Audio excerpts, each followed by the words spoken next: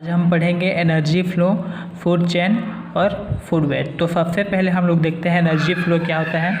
Energy flow क्या बोल रहा है, the transfer of energy one trophic level to another trophic level is called energy flow. मतलब energy का एक ट्रॉपिक लेवल से दूसरे ट्रॉपिक लेवल में जो ट्रांसफ़र हो रहा है उसे हम लोग क्या कहेंगे, एनर्जी फ्लो। तो हम लोग देखते हैं कि ट्रॉपिक लेवल क्या होता है। ठीक है, each step in food chain where transfer of energy.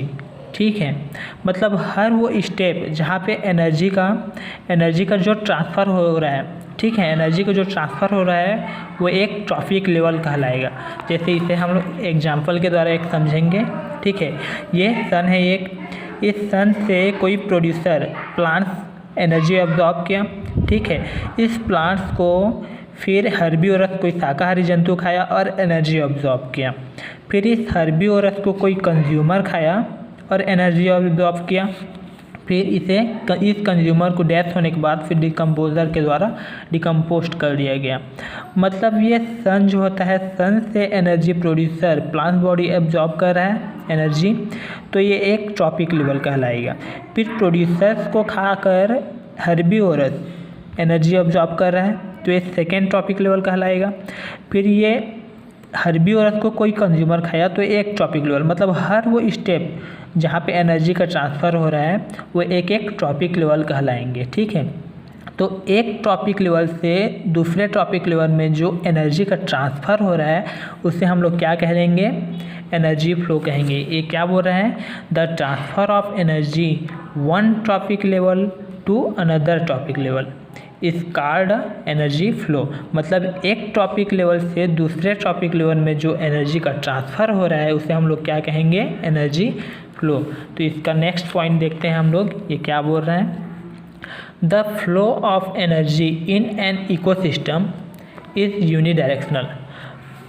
मतलब जो एनर्जी का फ्लो है, जो एनर्जी फ्लो है वो केवल यूनिडायरेक्शनल में होगा। मतलब सीधे डायरेक्शनल में ही चलेगा, वो कभी भी उल्टे डायरेक्शन में नहीं होगा। जैसे प्रोड्यूसर को कोई हर्बीवोरस खाया और एनर्जी ऑब्जॉर्ब किया, प्रोड्यूसर से हर्बीवोरस को खाया कोई कंज्यूमर और एनर्जी ऑब्जॉर्ब किया। ठीक है, फिर इस कंज्यूमर को से डिकम्पोस्ट कर दिया गया डिकम्पोजर के द्वारा और एनर्जी ऑब्जॉर्ब किया। मतलब जो एनर्जी का ट्रांसफ़र है वो यूनिडायरेक्शनल होगा, मतलब सीधे डायरेक्शन में ही जाएगा, कभी भी उल्टे डायरेक्शन में नहीं जाएगा।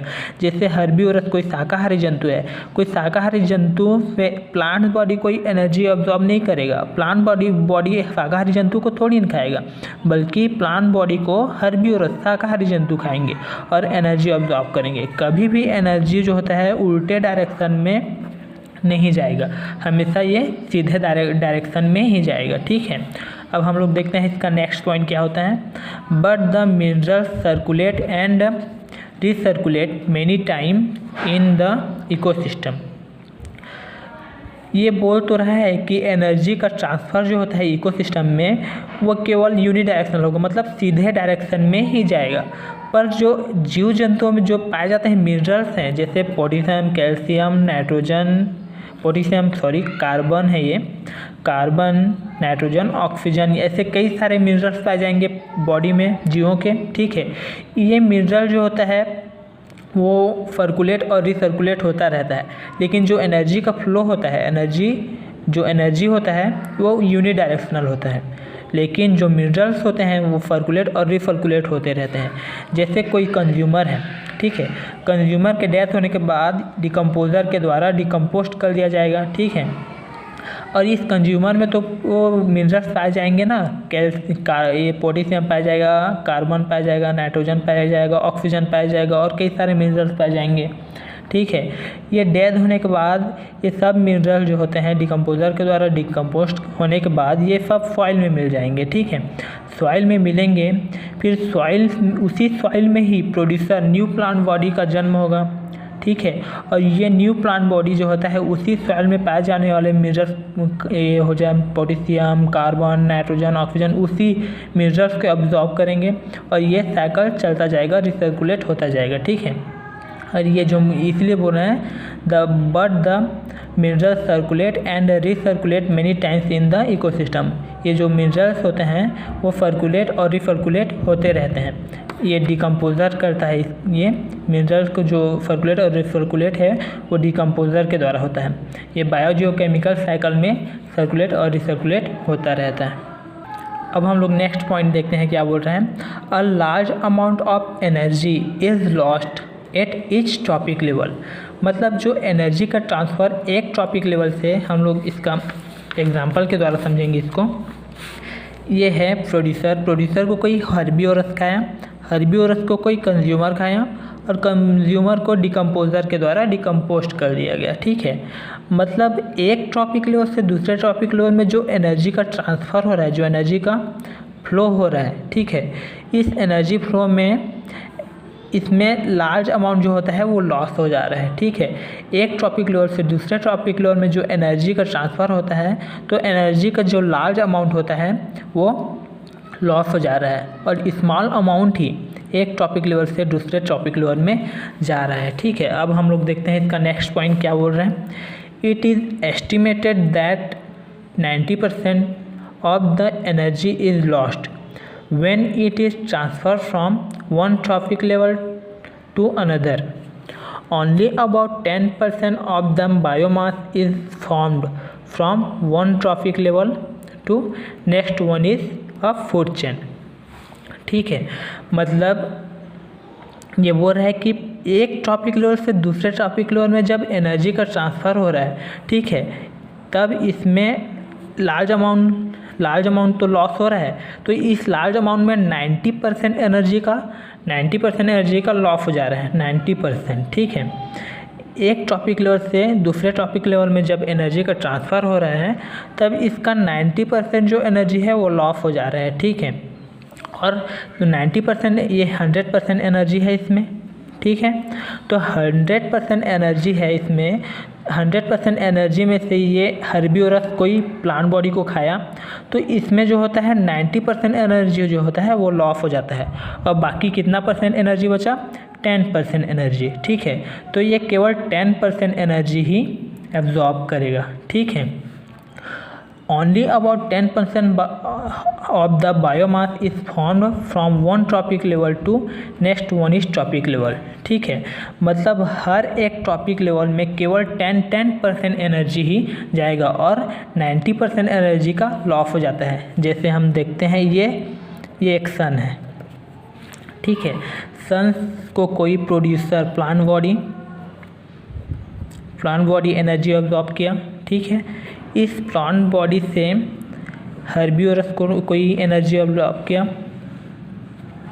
हर्बीवोरस, फिर इस हर्बीवोरस से कंज्यूमर,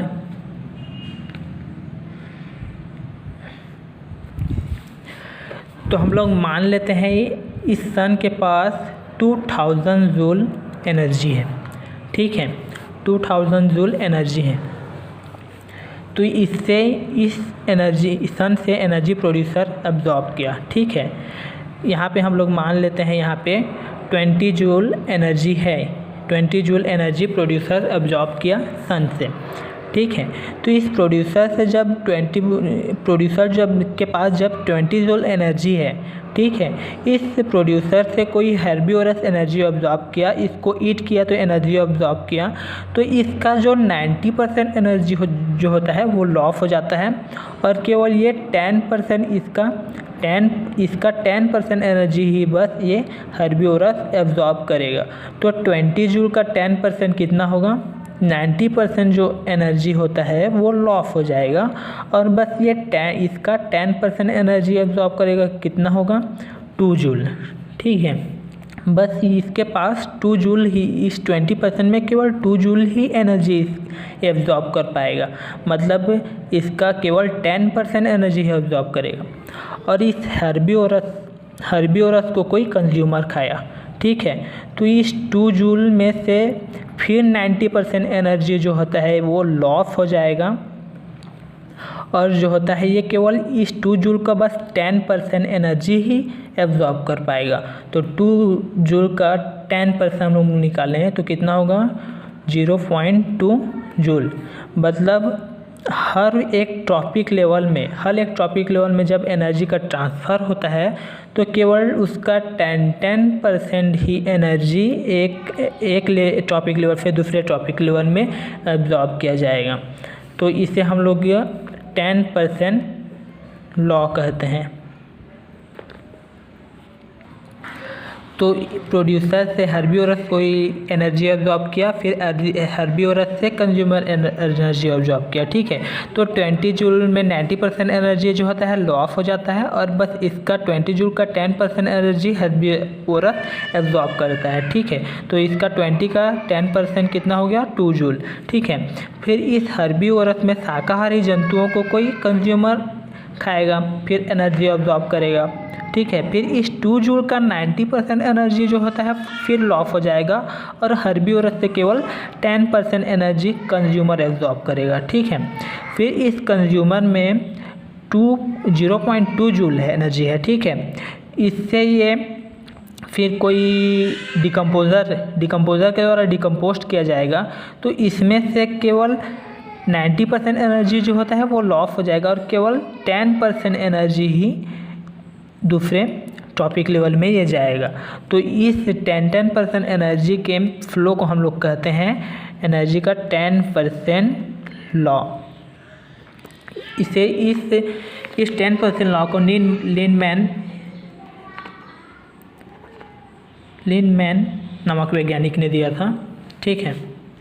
तो हमारा नेक्स्ट टॉपिक है फूड चेन। तो फूड चेन देखते हैं हम लोग क्या कहता है। It is sequence of living organism which involve a transfer of food energy from producer through a series of organism with repeated eating and being eaten, ठीक है। तो यह एक सीक्वेंस है लिविंग ऑर्गेनिज्म का, मतलब जीव जंतुओं का यह एक सीक्वेंस है जहाँ पर फूड एनर्जी का ट्रांसफ़र किया जाता है, ठीक है। यहाँ पे फूड एनर्जी का ट्रांसफ़र किया जाता है कहाँ से, प्रोड्यूसर से सीरीज ऑफ ऑर्गेनिज्म, मतलब जो प्लांट बॉडी है उससे अलग अलग जीव जंतुओं में फूड एनर्जी का ट्रांसफ़र किया जाता है।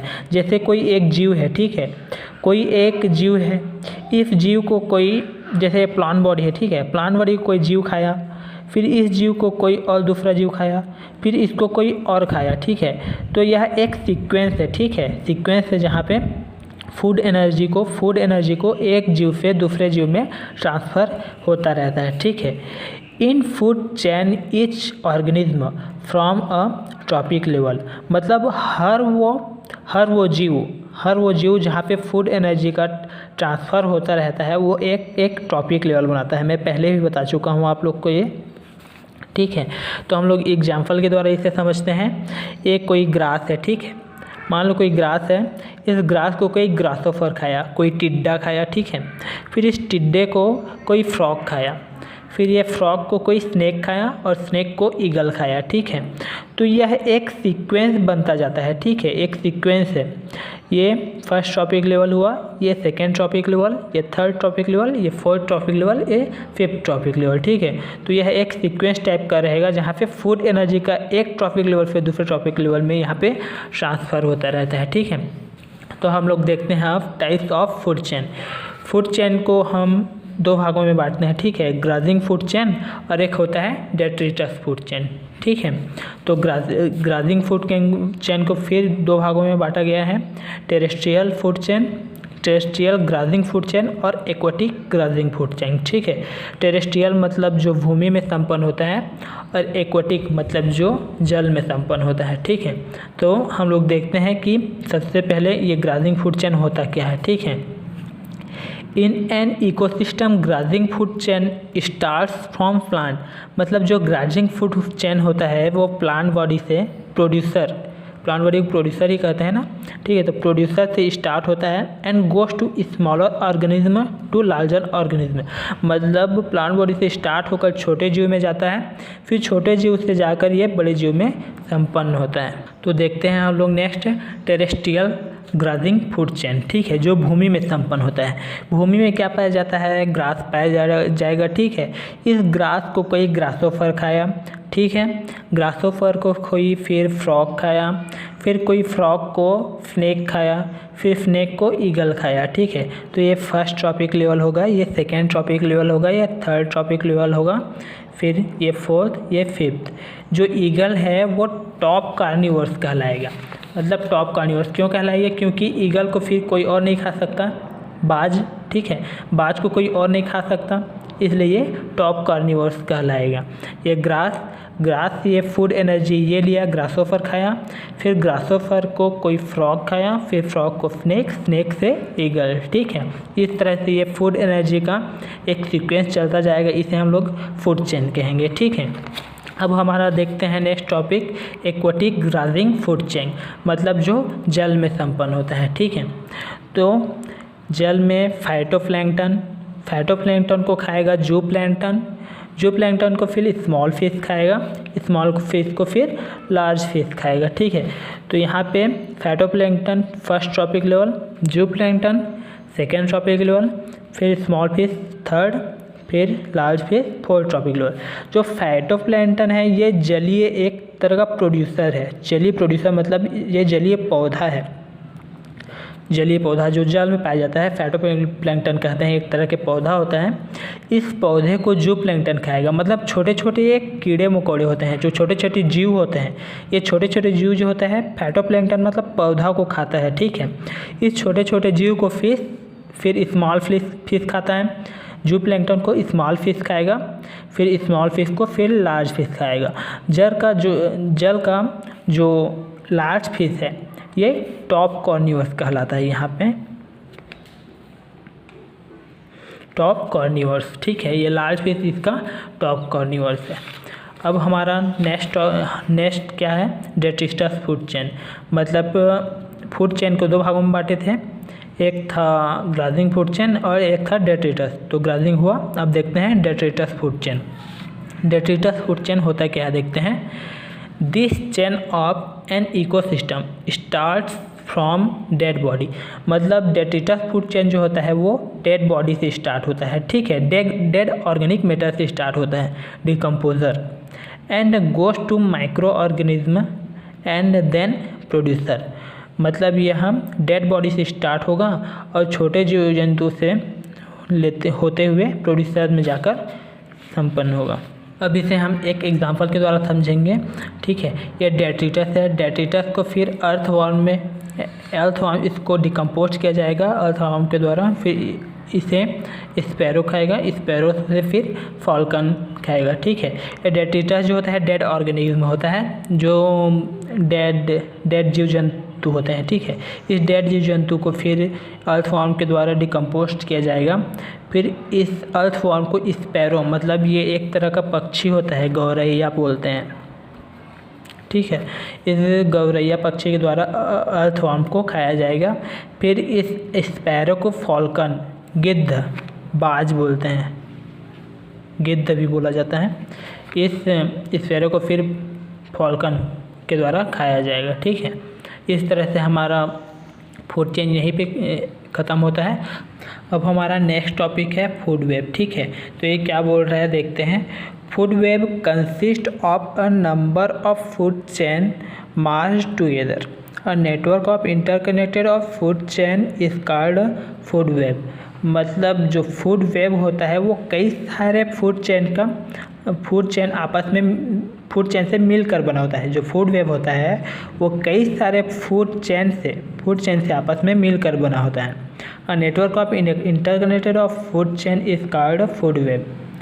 मतलब जो फूड चेन, कई सारे फूड चेन रहते हैं वो आपस में इंटरकनेक्टेड रहते हैं और इंटरकनेक्टेड होकर एक नेटवर्क टाइप का बनाते हैं। ठीक है, तो नेटवर्क टाइप बनाते हैं, इसे हम लोग फूड वेब कहते हैं। ठीक है, जैसे एग्जांपल के द्वारा इसे हम समझेंगे। ये ग्रास है। ठीक है, ग्रास से एक फूड चेन बन रहा है। ग्रास को खाया माउस को खाया कोई स्नैक को खाया फिर हॉक। ठीक है, ये एक फूड चेन बना।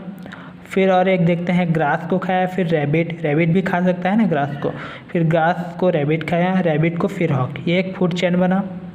फिर ग्रास को कोई ग्रासोफर टिड्डा खाया, फिर टिड्डा को फिर हॉक खाया। ठीक है, ये एक फूड चेन बना। और यहाँ पे फिर ये लिजार्ड से फिर हॉक, ठीक है। ये एक फूड चेन है, मतलब कई सारे यहाँ पे फूड चेन आपस में इंटरकनेक्टेड हैं, आपस में मिले हुए हैं और एक जाल टाइप बना रहे हैं, ठीक है। तो इसे हम लोग क्या कहेंगे, फूड वेब कहेंगे। कई सारे फूड चेन आपस में मिलकर एक इंटरकनेक्टेड नेटवर्क टाइप बनाते हैं, इसे हम लोग कहेंगे फूड वेब। तो ये यही ख़त्म होता है।